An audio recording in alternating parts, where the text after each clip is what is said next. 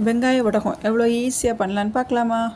1 kilo வெங்காயமே தோலை உரிச்சிட்டு குட்டி குட்டியாக கட் பண்ணி எடுத்துகிட்டு 1 கிலோ வெங்காயத்துக்கு 50 கிராம் உளுந்த 1 ஹவர் ஊற வச்சுருக்கணும். ஒரு 10 to 12 வரமிளகா கூட 1 மணி நேரம் ஊற வச்ச உளுந்து போட்டு கொஞ்சமாக கல் உப்பு சேர்த்து தண்ணி ஊற்றாமல் கொரகொரப்பாக அரைச்சி எடுத்துக்கணும்.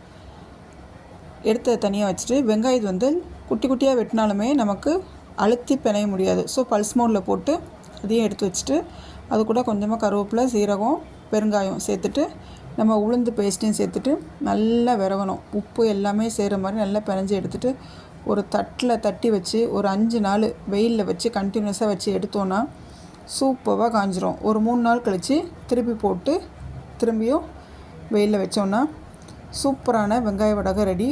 1 இயர் ஆனாலும் கெட்டு போகாது. சைட் டிஷ் எதுவுமே இல்லைன்னா சாம்பார் சாதம், ரச சாதம், தயிர் சாதத்துக்கு இது செம காம்போ. கண்டிப்பாக ட்ரை பண்ணி பாருங்கள்.